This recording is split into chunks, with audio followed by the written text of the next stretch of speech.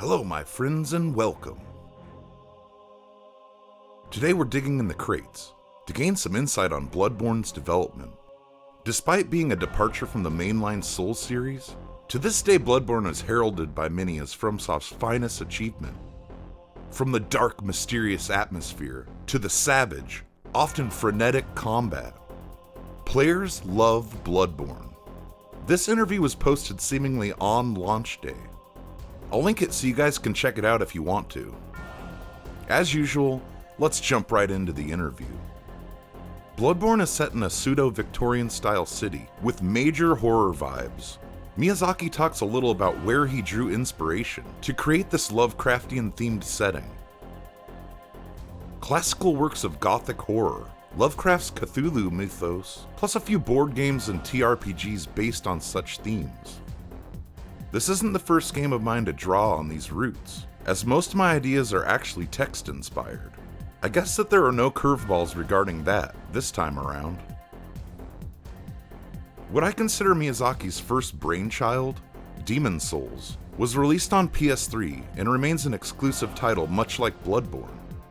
The difference being a generation gap in hardware. Here, he explains how development has changed as new hardware is introduced.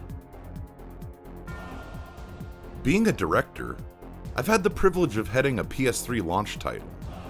Looking back, I think the PS4 has made the development cycle much easier. Any dev from the early days would agree with me on this one. In regards to new accomplishments due to the new PS4 architecture, well, there are a lot indeed.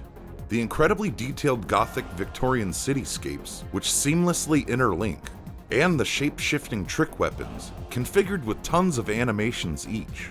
Just to name a few.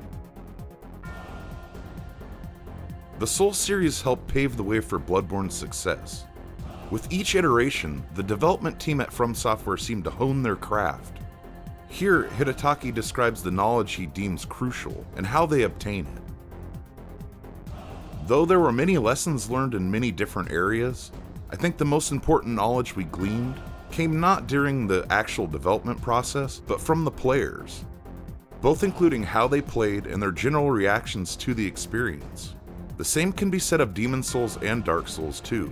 I'm pretty confident this title will be yielding similar results, so I'm equal parts excited and nervous at how things will pan out. Wait, actually, I think I'm more nervous than excited at this point, but that's definitely nothing new. Here Miyazaki responds to being asked what aspect of Bloodborne he's most proud of. I really like his reaction to this question. What aspect am I proud of? Well, personality-wise, I like to avoid putting my pride on parade. Also, I really don't think this game should be compared to Dark Souls. With all that in mind though, one of this game's major selling points is definitely the combat. It utilizes a mainstay of trick weapons and firearms, coupled with the dodging and a regain system. The end result is exhilarating combat with that life or death tension. The combat was subjected to a lot of time-consuming polish, alongside SCE, so I really hope players will like what we've got in store. In the Souls games leading up to Bloodborne, there's no denying bosses play a large role. From the tutorial bosses all the way to the in-game foes, many are very memorable. Miyazaki talks a bit about his favorite boss and the connection he has with it. I'm actually fond of a great many enemies and bosses from each title. As for this title, I think I'll hold off on delving into boss info to avoid spoilers. Let me weed it down to one, the Old Monk. This boss utilized a unique multiplayer system. I remember facing a lot of opposition to realize the idea. I also designed the boss head collar myself. All in all, I have a very personal bond with this character. Difficulty has been ingrained in the conversation regarding these games. Even the marketing slogan for the games indicate there's a challenge involved. Dark Souls, prepare to die. Dark Souls 2, go beyond death. Hidetaka answers if he can beat the games. I think I'd better pass on giving a straight answer. To say that I'm not the greatest at games would be an understatement. So I'd rather not disappoint you all. But even so, rest assured in the fact I can beat this title, albeit with a lot of teeth gritting. The same goes for both Dark Souls and Demon Souls. By now, we're all familiar with the insane player base for the Souls games, and what they're capable of. People essentially taking what is already a difficult series of games and adding self-instituted conditions of success. Examples that strike me are no-hit runs, no-level runs, etc. Hell, even PewDiePie joked for years about zero death runs on many of the games. Recently, he did an actual zero death run on Elden Ring. I have to give it to him, it's pretty impressive. That's not even the tip of the iceberg on some of these accomplishments we've seen over the years. Here's what Hidetaka had to say about this phenomenon. Indeed, I'm left in awe. Challenges we could never conceive have a gloriously surfaced, with equally glorious skill and determination put into beating them. Such feats are truly exciting. I must say that our side of things does not do a lot in terms of setting up these challenges and presenting them to the world. Most of these stunts are drummed up by the players themselves, which is exactly why they're so significant. All we want to do, really, is lay the foundation by creating a game charged with the proper potential to enable such things. If we build a world jam-packed with awesome hurdles, I'm confident the players will come up with all sorts of interesting ways to surmount them.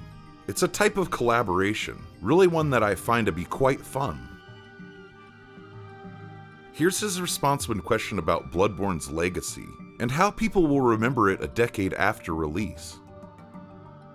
That's a tough question. To be frank, it all boils down to having fun.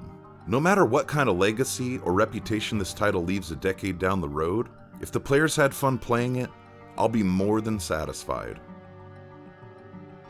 Some gamers might find Bloodborne's introduction area to be overwhelming and feel like it's gatekeeping them.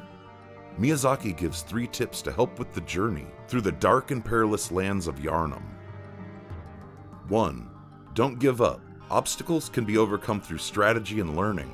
The online elements will also be of great assistance. 2. Don't drown yourself in hunting and blood. Utilizing wit in the thick of battle will be the key to victory. 3. Oh yes. Please be careful of the nightmare that is this dark and gloomy world.